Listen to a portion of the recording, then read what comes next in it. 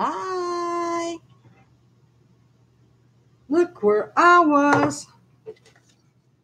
Look what I did.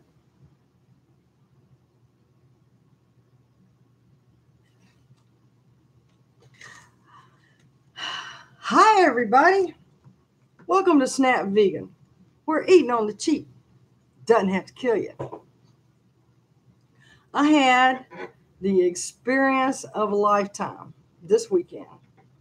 And I was a first-time delegate for the Indiana Democratic Party's state convention. I've never done that before. And I am verklempt that I was elected to go there and represent. And I had just a fabulous time.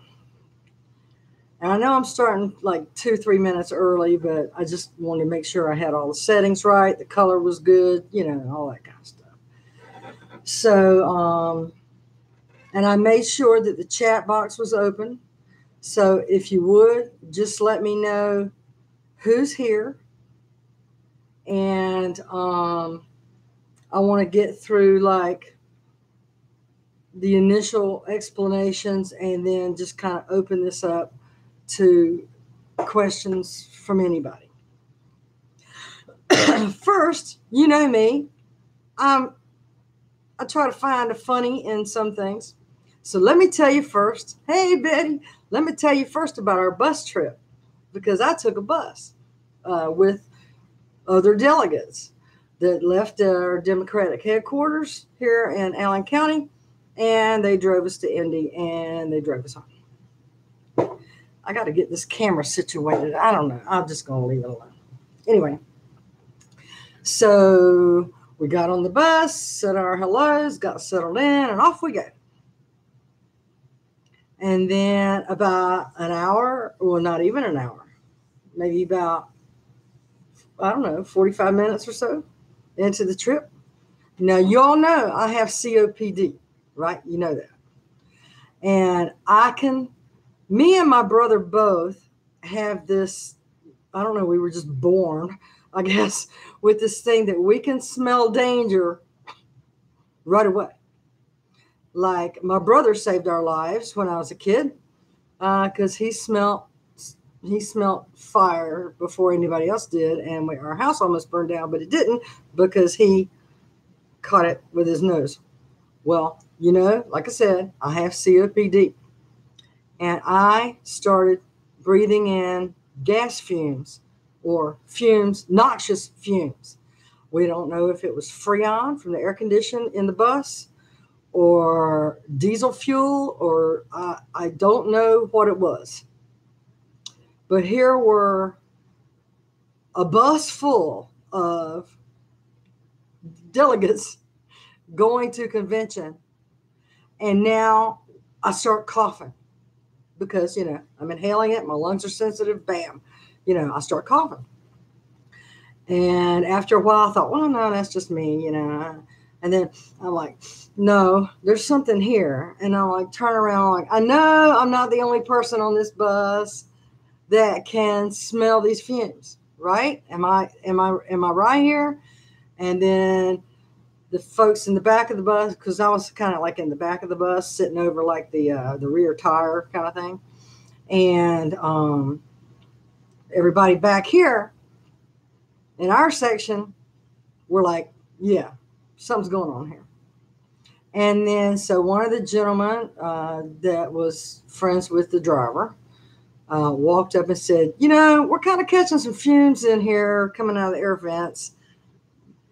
What is that? Didn't know. Hey, Maria. Didn't know what it was.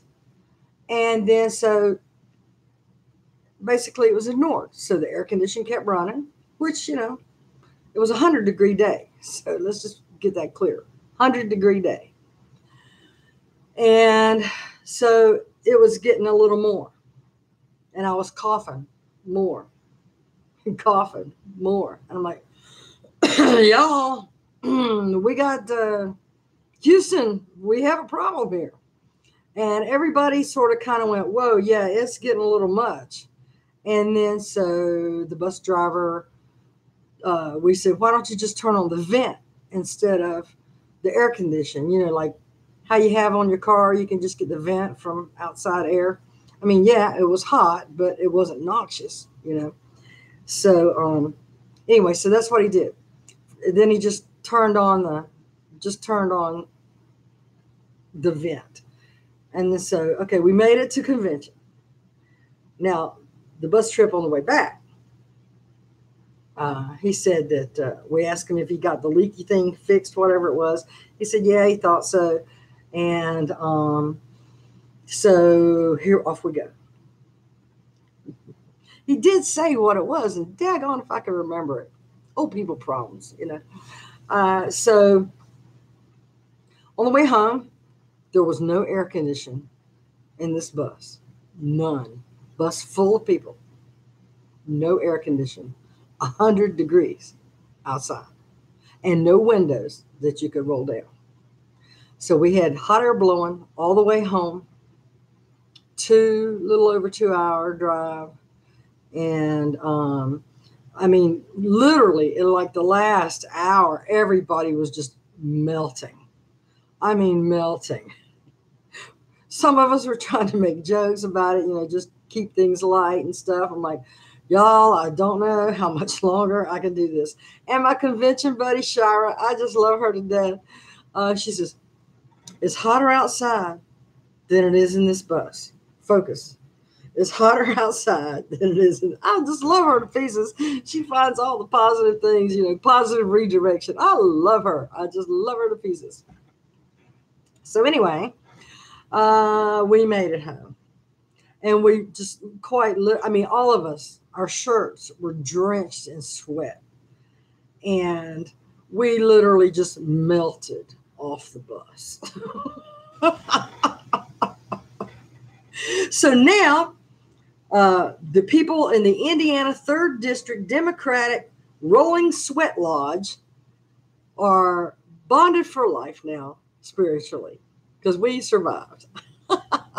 Okay, so that's that part. So if you've ever wondered what it's like to be a first-time delegate of a political party's convention, now this is state convention, not the great big national one, I thought I'd share my experience with you. So what it was I'm in the Indiana 3rd Congressional District. Joe Donnelly is my senator. And unfortunately, Jim Banks is my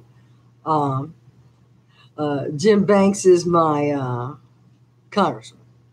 And Todd Rokita is my other senator. But we're gonna fix that. But anyway, so this was the Democratic Party, Big Dim weekend. The hospitality dinner was Friday night. It cost $150. I didn't go, couldn't do that. So let me go over our schedule with you. Friday night, of course, was the big dinner fundraiser for some folks and stuff. So we had to be at registration table at 9:30 to get our credentials, this is my credentials. And then you have to sign them on the back. And then we went to our district meetings. Now I'm in the 3rd district meeting. And what happens there is you talk about what's going on in your district, what the needs are. who your local candidates are and who needs the help supporting, canvassing, phone banking, what the goals are, any upcoming events are, and what we plan to do. Talked about how many people, how many open ballots there are, open positions there are on our ballot at local levels for various things, school board or precinct chairs or things like that. So just to make everybody aware of all the positions that are open. So if anybody's interested in it, our party chair can make the appointment now that the primary's over. And then we've got an election coming up in November, and we need those spots filled. She can make the appointment, or the precinct chairs can, caucus together to elect somebody to fill those spots on the ballot. And so, and then after that was all done, we had different candidates come in. Courtney Tritch, she is fabulous. She's running to replace Jim Banks in Congress. Tritch.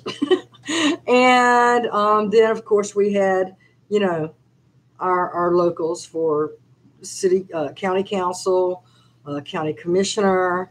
All of them kind of got up and spoke, and anybody that was running for a position was able to get up and give a brief speech as to why, what they felt was their platform and how they intended to do their job. So it was very good, especially for me, because, I've been going through all these surgeries. I've been trying to improve my health. I've been trying to, I've been out of the circuit for a couple years while I'm working on my own personal health. So when I come back, I will be a phoenix rising out of the ashes to get back active again. And so that meeting, happened, and then Joe Donnelly came in and spoke to us and held us past our lunch break, which was like, but anyway, we actually had I think her name's Christina Hale. She ran on the ticket with Greg, Mr. Greg, for governor last time as lieutenant governor spot. She came in and spoke to us. She was the one that introduced Mr. Donnelly, and she was very colorful in her remarks. Let's just say that. I mean, you know me, I'm goofy. I cut up a lot with you guys and everything else. But when I'm in a forum such as that, I mean, I have my goofy, personal, colorful, personal side. But when it comes to business and it comes to representing other people and it comes to, presenting your best self, to profess what it is that you want to do or how you want to help, I'm all business. I mean, I might say a slight little, try to be funny on something, but I don't speak in colorful metaphors, if you know what I'm saying. Well, she did. And that, in my opinion, was not cool. But anyway, I mean, I'm just talking about my experience. I ain't talking about nobody else's, right? Okay, so then we had a lunch. In case 3rd District's part, we had a very brief lunch, 30 minutes. And then we had to be back into what is called a constituency caucus. Now, if you're not familiar with what that is, that's where different interest groups break out and have their own meeting about the goals that they would like to see put present into our party platform or bring to the attention of our party chair and the central committee as to what they would like to be included in the overall goals of our state party. And they were broken down into College Democrats, Indiana Democratic African American Caucus, that's better known as IDAC, Indiana State Teachers Association, Indiana Young Dems. They are fabulous, y'all. I'm telling you what, the young people in Indiana, they are a bright future. The Labor Caucus, we have a Latino caucus, Stonewall Democrats, which is the LGBTQ groups. We have a Veterans Caucus, which is non-voting, which I went to. Women's Caucus, which was non-voting, and I kind of just peeked. I just peeked in when I walked by, but I didn't like go in. But the Veterans Caucus was pretty good, I have to say. And then because to participate, to be able to vote or anything like that in any of these other caucuses, you have to be a paid member of the caucus, and I object to having to pay to vote. It's poll tax, as far as I'm concerned, but I'll tell you in a minute that we got all that squared away. Hey, Emma. Okay, so then that went on for an hour. Okay, and then then it got really, really interesting. We went to the Permanent Convention Committee meetings, and that was the Credentials Committee who makes all this happen. All the credentials, make sure that you're eligible, you're a Dem, this blah, blah, blah, to vote on the floor and in committee. And,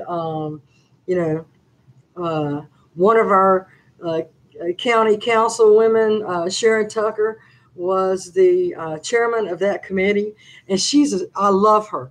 She's like, listening to her speaks like going to church. You know what I mean? and her campaign slogan is, don't be a sucker, vote for Tucker. I love that. I love that. She is so energetic, so bright, so intelligent. Sharon Tucker is amazing. Anyway, she chaired that committee, and I did not go in there now, I'm not a member. I wasn't a delegate for any of those things, because you have to be appointed, or you run for election. And I didn't run for election because this was my first time in that committee. And now I have a very good idea of what committee I want to be on. And I'll tell you why in a minute. Okay, so that was the Credentials Committee. And then at the same time, the Resolutions Committee was meeting. And that was where you vote for things to adopt into the party platform. Now, I don't have to tell anybody, I don't care what party you're in or anything like that. I don't have to tell anybody how contentious things got with the Democratic Party in 2016 after the superdelegates voted against the people's vote and voted for a predetermined person, which was like not the way that's supposed to go. Okay, so for instance, in Indiana 2016, Bernie Sanders won our state nomination at the primary, and the superdelegates went to convention and didn't vote for him. They voted for the other person. And that set the fireworks off for the biggest inter-party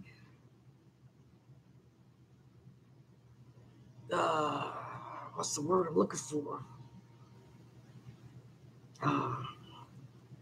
Anyway, it was a hot mess. Let's just say hot mess. And so the Resolution Committee goes through all of these things that are, we were given in this book all of the resolutions that were put forth for consideration. They include a wide range of things. And one thing in particular was reduction of the superdelegates and keeping them from ever doing what they did in 2016 ever again. And I will tell you that meeting got very heated. The key to doing anything in the Resolutions Committee is you must be up to speed on Robert's Rules of Order because if you're not familiar with Robert's Rules of Order, they can really do things that you don't know what's going on. So when it got down, I mean, one resolution was passed after another with discussion and everything like that, and they were all good. They were all repairs to keep things that happened in 2016 from happening again. The language was improved. We got Medicare for all and ACA, to support candidates that support the ACA or Medicare for all, which was more inclusive. Also embracing LGBTQ communities. We also got a resolution passed that the Women's Caucus would now be a voting caucus for things to be considered by a central committee. And but anyway, when it got down to about the last 10 minutes of that meeting, nobody talked about superdelegates yet. And the chairman there was saying, well, we only have about 10 minutes left, and all of these resolutions, I don't think we're going to have time. And the whole room erupted in this tremendous volcanic, seismic, tsunami earthquake, yelling out, superdelegates, superdelegates. It's like, we're not letting you leave this room until we pass our resolution on superdelegates. So what that was to agree with the Unity Reform Commission's recommendations on reducing the superdelegates by 2/3 and not allowing them to vote on the first ballot at convention. So they can only vote if there's a problem, if something nomination don't pass first time, which, ain't gonna happen. Basically, superdelegates lost a vote. They lost their power and put the power back into the people's, the people's wishes, which was fabulous. And then when that got finally passed, I mean, the room just erupted in applause, and it was great. Another thing that passed was, which I'm grateful for, it's going to be interesting to see how it shakes out and if Central Committee is going to go with that. But a resolution got passed that if you are an elected delegate that, like me, I had to pay $50 just to be a delegate to show up to vote. This credential cost me $50. And the bus trip there was extra. And so that's a burden. That's a burden on people. That's a poll tax. You're having to pay to cast a vote to represent your people.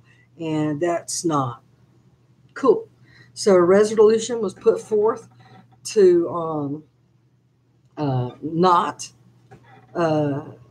charge a delegate for their credentials, and not to, and to be supportive of them, whether they can pay or not pay. So that did pass. I'm really glad.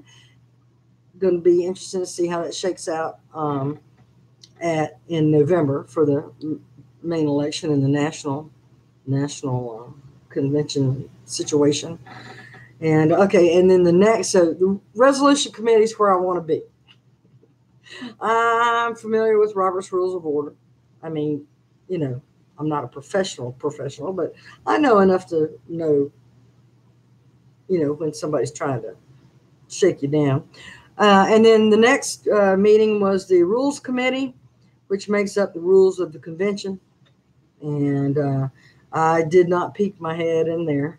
But I tell you what, that resolutions committee was something else. And then at 3:00 in the afternoon, we started our general session, which was everybody coming together in one room. And we had some speakers that you would not believe. And Let me get to that schedule. Let me get to it. Here it is. You guys, this was a blast. Okay, so first, of course, our state chairman, John Zodi, spoke. This guy is meant for great things, I do believe. Very inspiring, very informative video. I'm gonna try to put a video together of little bits and pieces of some of the speeches, some of the videos we saw, and kind of put a collage together of different pictures that I was able to take, which wasn't really all that much because of my bum arm. I couldn't hold the camera and I couldn't hold it up, and my shoulder was bothering me a lot of the day. But I'll try to put that all together in a little collage there and put that up for anybody that's interested. If you're not interested in it, don't thumbs it down. Just don't watch it. If you're not interested in that kind of thing, that's okay. So we had Senator Donnelly spoke to us first, and then Eric Holder spoke to us, the 82nd Attorney General under the Obama administration, spoke to us, and we talked about what they're working on at like the Obama Foundation and other shoot offs from that about ending gerrymandering. If you're not familiar what gerrymandering is, I'll give you one example. We have we have several congressional districts in Indiana that are made up of like 3 or 4 different other districts.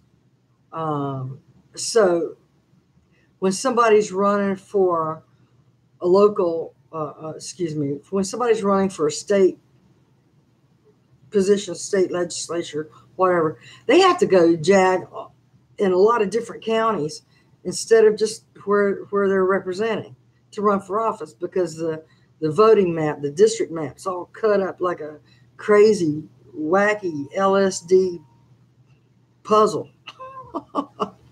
So they're working on getting, things more reasonably divided. And so where the people get to pick their representatives, the party doesn't pick their voters. That's the biggest difference. They're finding that, and a lot of the federal judge just struck down Indiana trying to slide in a unconstitutional voting law or voting requirement, and they have found that there's that Indiana is gerrymandered to death. The federal judge has ruled that, and they are required now to redraw the lines, and it's supposed to be done by November. So I don't know about that. So it's kind of crazy, but anyway, his speech talked a lot about that. Talked a lot about the need for people to, even if you've never thought about politics before in your life and you just have strong opinions, or in your heart that what's going on and right, you think that you might have a thought or 2 or 3 or 4 that even just at a round table, if you inject your opinion or spark a question to be asked that might could resolve in a more amicable situation for your community, by gosh, step up, run for office. Nobody's done their office before they run for it. Everybody's a rookie when they do it the first time, and then you get experience, and then you have a whole team of people to help you learn these things. And so don't be afraid to run for office. What are you doing back there, Austin?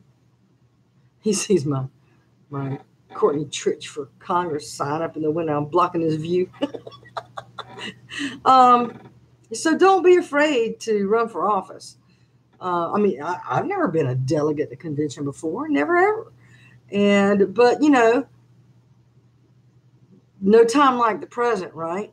Because I ran for city council at large. I lost. I didn't lose by much, but I didn't get in there. But with all the things that are now going on with my health and or were then, I think it was just I think it was appropriate that I didn't win that time, because now when I come back, like I said, I'm going to be a phoenix rising out of the ashes. So, time and place, timing is everything, and, it just wasn't meant to be for me right then. So then Congressman Andre Carson, which is Indiana 7th District, he spoke to us, was quite energetic and informative, and he serves on a very important committee in Congress that is good to have an Indiana voice in, which is the farming committee. And then our Miss Sharon Tucker, don't be a sucker, vote for Tucker. She is the Credentials Committee, and she gave her report. The Rules Committee gave their report. Resolutions Committee gave their report. And there were quite a lot of unfinished business in the Resolutions Committee. I mean, just because we had so many resolutions and only a little more than an hour, hour and a half to get it all done, and that's just impossible. So I sent a little message to our chairman asking him to please consider, because all the resolutions that are being considered are supposed to be in by June 4th. That gives all the delegates time to look at them and see how they feel about it and read through them before we go in to vote. So once you get in there to vote, you just bam, bam, bam, bam, bam. I mean, there was a whole ton of them that people had already read that came from Central Committee that, everybody already agreed on, and just en masse just passed a bunch at one time. So, there was still unfinished business in the Resolutions Committee. So we've got a lot of things still hanging for next time, which is sad, but that's how it worked out.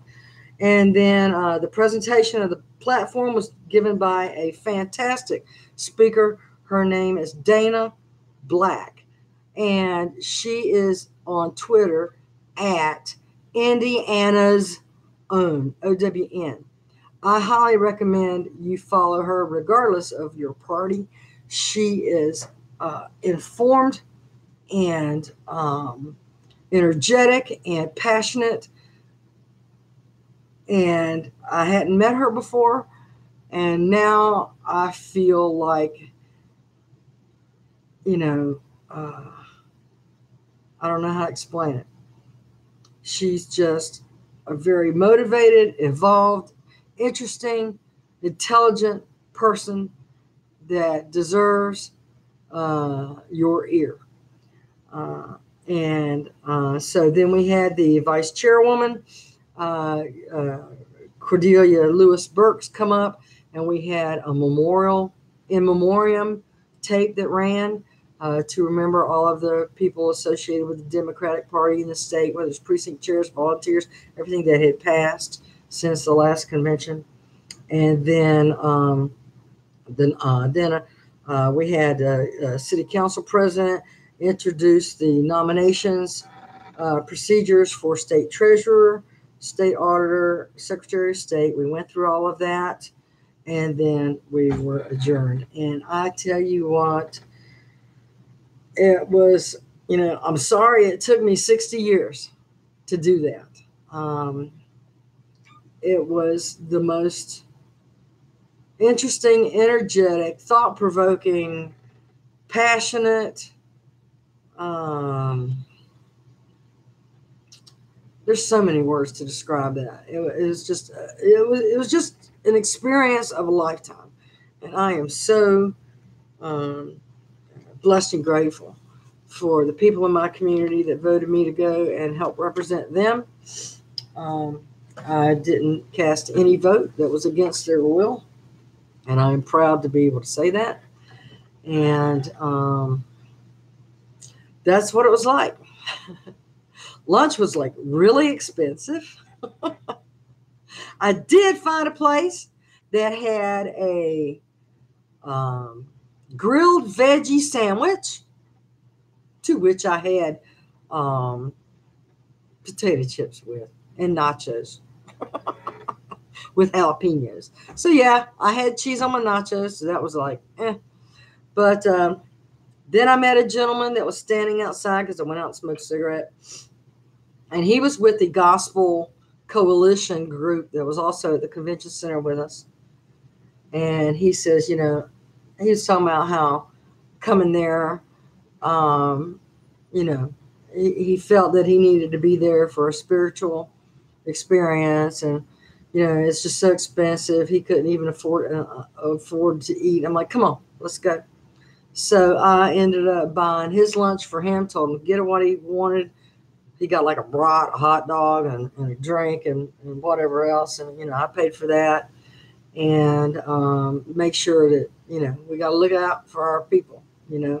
I was blessed because Tiffany sponsored me. My friend Derek Reeves from the Fort Wayne Philharmonic pitched in $25. Mr. James Redmond, who is a local here that helped me with my campaign, he helped out a little bit. And, between the three of them, I mean, Tiffany being like the heavy donor here, she heavy lifted about $300 to help make sure that I got there, which included even buying me an outfit to wear to go, and taking care of some preliminary expenses that I had prior to going to convention. So thank you, Tiffany, for that. Thank you, Derek. Thank you, Mr. Redmond. I appreciate it all. And Jorge Fernandez bought my shirt for me to wear. I guess he felt sorry for me. That had the I think I showed it to you, or maybe I didn't, but it has this logo on the front of it. And because the chairman of our district wanted us all to wear these T-shirts, and then as it turns out, less than half of us had them on. But anyway, thank you, Jorge, for the shirt. So that was my experience. I'm very disappointed to see that only 3 people max came in here for this live session. I was hoping to really spark a conversation and get some questions asked so I could answer and whatever else. But I will tell you this. If you plan to go to a convention as a delegate, take the bus. Take the bus. Your party will probably arrange a bus for you all to go. Take the bus. You don't have to do the driving. Just relax and enjoy the people around you. Have discussions. Have good conversations. And so, like I said, the members of the Indiana 3rd Delegate Rolling Sweat Lodge, we are bonded for life. Good people. People I had seen before, people that I had just met in passing before, and all turns out, there was Bernie people, there was Hillary people, but yesterday we all were just Democrats working together to be more inclusive and more inviting, and working towards same-day registration, independents coming in on our primaries, all of it.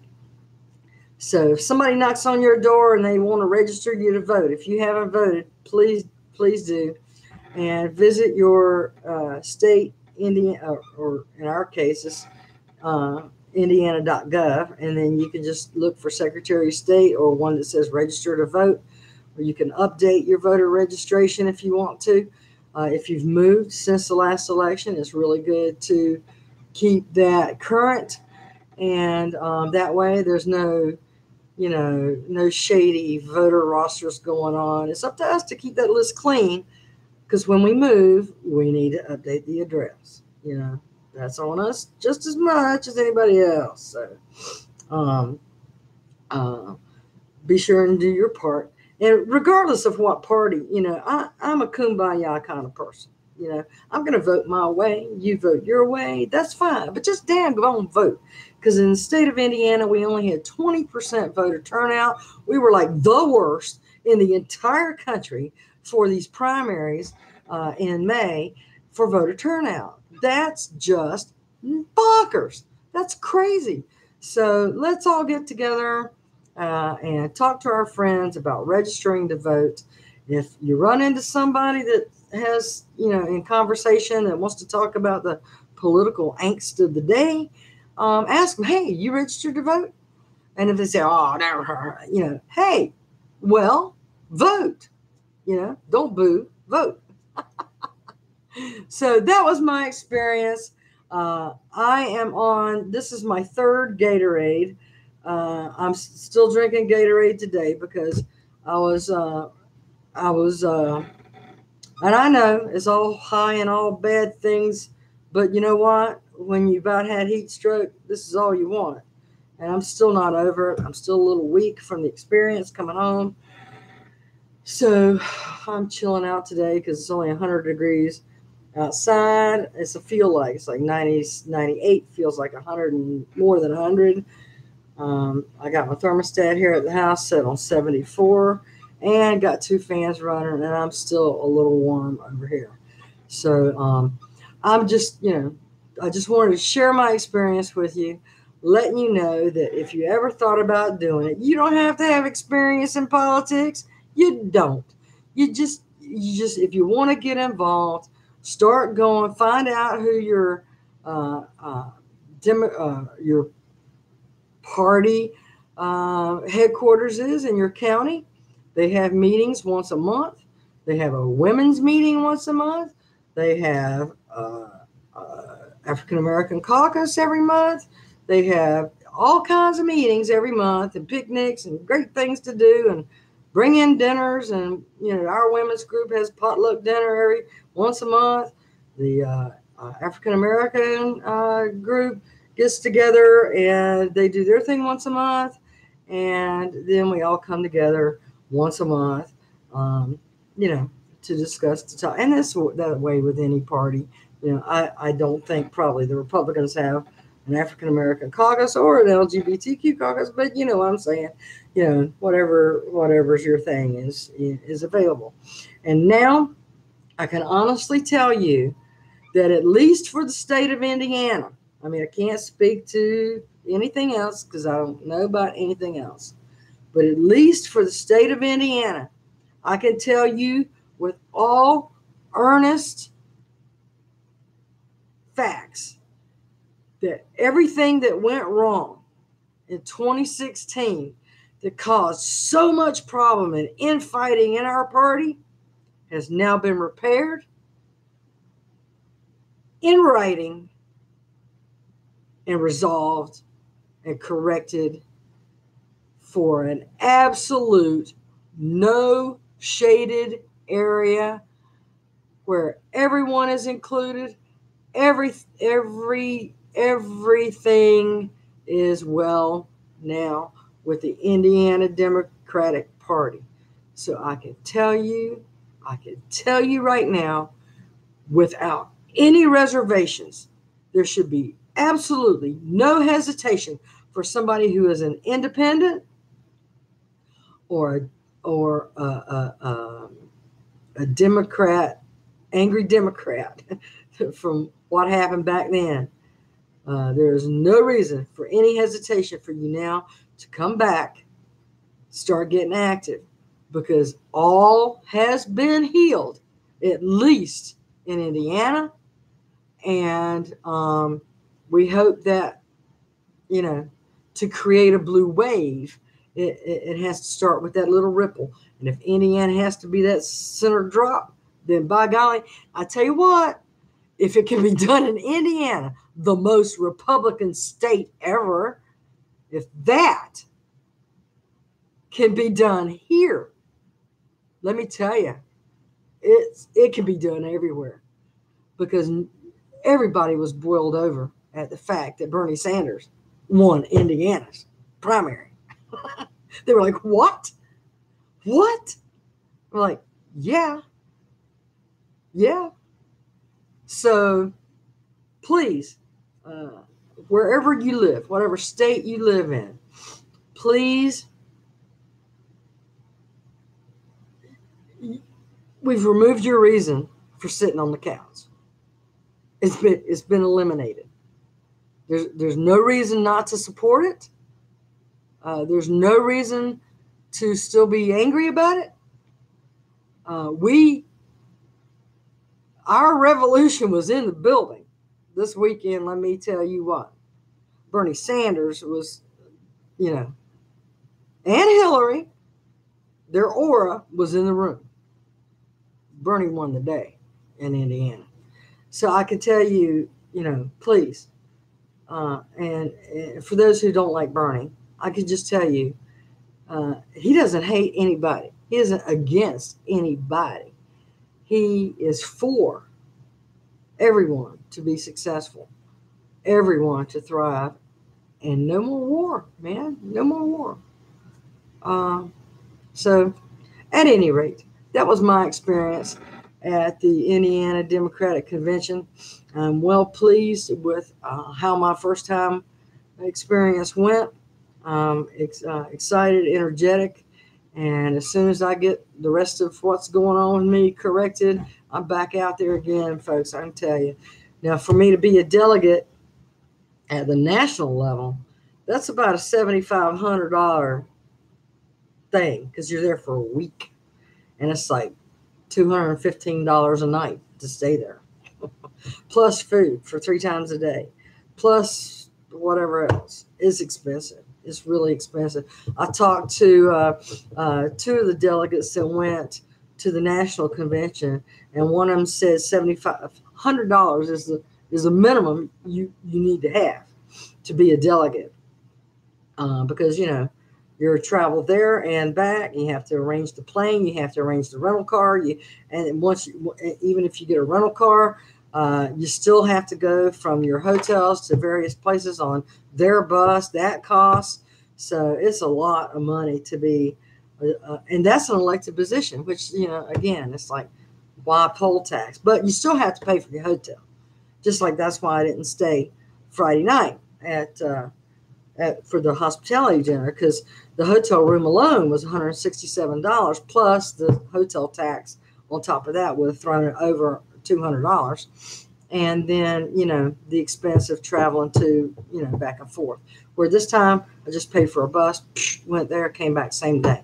But when you're at a national convention level, that's not possible. So, if, I don't know, plant the seed. I don't know that I would ever be elected for that, but it is a $7,500 expense. So anybody in your own local area who is going to national, and you want a more progressive voice, or whoever the voice is that represents you best, it could be your next door neighbor. Say, hey, go run for a delegate. I'll vote for you. Make it happen. But just remember that expense is on them. And I know that even in my limited ability, I pitch in $27 here there to help other delegates. And if a whole bunch of people do that, it makes it a whole lot easier. So now there's 3 of you here. And I'm going to just, if you have any questions for me, ask a question. And I'm going to take a vape hit. And I'm just going to tell you, this is CBD oil. It's legal here. I'm in pain. And that's what I'm going to do. So ask away. What's your questions?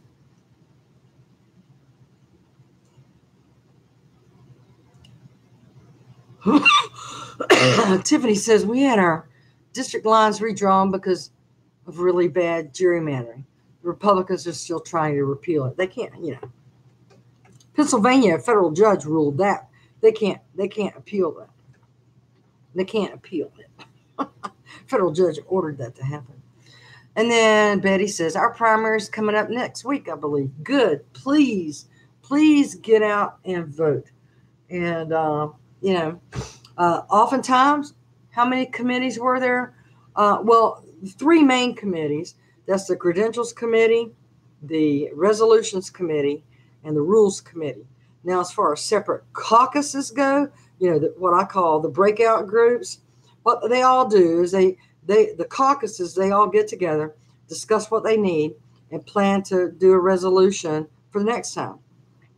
Because all the resolutions that were discussed here were due by June 4th early, so all the delegates could read them because they're up on our Democratic Party site for everybody to read first and, ingest and talk about and whatever. And what was my favorite part of convention? The resolutions committee. You know me, I like a good fight.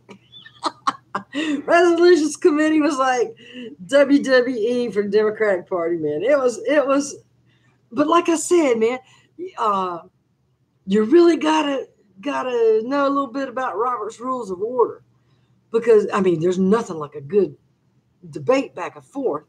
But when somebody from the audience checks that chairman like in real time about, you're supposed to call the question, and she kept delaying and say, I ain't got no time, we don't have time, call the question, you were supposed to call the question, and she didn't.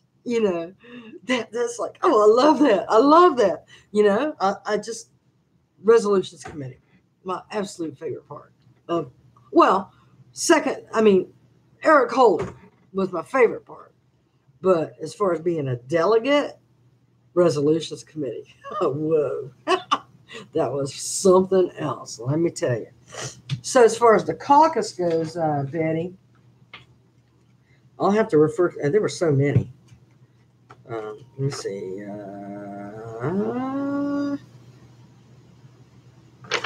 Wait a minute. Wrong piece of paper. 1, 2, 3, 4, 5, 6, 7, 8, 9 caucuses. And of those 9, women's Veterans Caucus is the only one left now that doesn't have a vote on anything. As of arrival yesterday, the Women's Caucus didn't have a vote on anything, but a resolution was put forth, and anybody can write a resolution. You can write a resolution. All you got to do is look at the older resolutions that are on. Look at whether you're Republican or Democrat, either one. You go to their state website, right? And then you look at resolutions. They've got proposed resolutions or resolutions under consideration. And then after convention, they'll have a list of all the resolutions that were passed at convention. So even now, you can go to IndianaDemocrats.org, I think it is. You can just Google it, Indiana Democratic Party, and go to the website. And now you can see a list on the website of where of all the resolutions that were passed, and then they'll have a list of all the ones that didn't pass that got voted on, which are only 2. And then they have a list of all the ones that were presented, but they didn't have time to go through. That's unfinished business for the next time. What would it take for the veterans to have a vote? They have to be, you mean in caucus? They have to do just what the Women's Caucus did and put forth a resolution to be a recognized caucus with full voting rights. They didn't do that this time. This time was kind of like the organizing meeting where they just now are getting together. In the resolutions committee, it was discussed that, there was one person on that whole resolutions committee that was very contentious about everything. She was contentious about everything. And it was like, what are the bylaws? Do they have bylaws? What are the rules? And then another gentleman, which is awesome, the gentleman says, look, they have to be approved. Then they'll put the bylaws together, and then they'll do all of that. But right now, they have to be approved. They have to be authorized to even do it first, and then they'll get all that together. Then they'll have a reason to get together and put all the bylaws. Right now, they just want recognition and a vote, and then they'll get the bylaws and the rules and the board members and everything else after that. But and that's what the Veterans Caucus is struggling with, because now they're just now organizing. They have a Facebook page, they have a website, and they're trying to build officers. They're trying to put together some bylaws. They're trying to, this was just sticking their toe in the water meeting here at convention. And then so for the veterans to have a vote with Central Committee. They have to be a little bit more organized than the Women's Caucus has been meeting for a while now. So they've got their things together a little bit more. But like yesterday was the first time the veterans kind of got together to try to form a coalition. It'll happen. And so, but that's what it's going to take. They're going to have to basically look at the same resolution that the Women's Caucus did and just take out Women's Caucus and insert Veterans Caucus into that language, and then get that resolution to the convention within the deadline. How would you get involved with the veterans on local level to help it along? Well, that was discussed too. Things like, I would start with American Legion or VFW or DAV or things like that. AMVETS to talk to general meeting, let them know that you would like to, first of all, find out what exists at state level. If you have one already at state level, ask them how you can get involved at local level. They can either refer you to something that already exists, or encourage. You can ask them to be a part of the process to make that happen. And then that's how all that starts. You're the only one left, Betty. That's my girl. Any more questions? Anybody? I've been going on for almost an hour, so I'm going to say bye. And then if anybody else has any, okay, she's thinking. I imagine that I might have some spammers or ill-willed people come along to comment on this. And I will just preface this to say, if they've hung in this long to see what I have to say, your ugliness will be reported to YouTube. You will be blocked from the channel, and your comment will be deleted if you're being ugly. If you simply disagree, that's okay. But if you just want to be a snot, not. Okay, well, anyway, I'm going to wrap this up. Any more questions, people can comment below. I hope you wish me well and congratulate me on my first time ever being a delegate for the state of Indiana. And I was proud. I'm a proud Democrat. And if you're not, that's okay. I'm okay with that. I'm just thinking that today's Father's Day, and my dad would be so proud.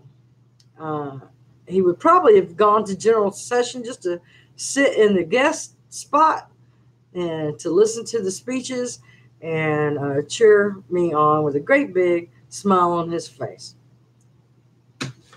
So, Dad, that one's for you. Love y'all, everybody. Take care. Wait a minute. Family's been involved. Good. Go get involved. Keep doing it. Keep doing it. And so, anyway, so this one's for Dad. Happy Father's Day to all of my subscribers that are dads, and to all of the people that you know are great dads. So go out there, give them a hug, barbecue up, whatever you're going to do for the day. And thank you so much. I know this is outside of my norm kind of thing, but it's an experience that I'm sharing. This is a channel that gets back to me improving my health and being more active. And I was just grateful to be able to participate. So I love you, everybody. I want to give a shout out to all of my fellow delegates for the Indiana 3rd District and the Indiana State Democratic Party. Thanks to Chairman Zodi for an outstanding convention. Bye-bye now.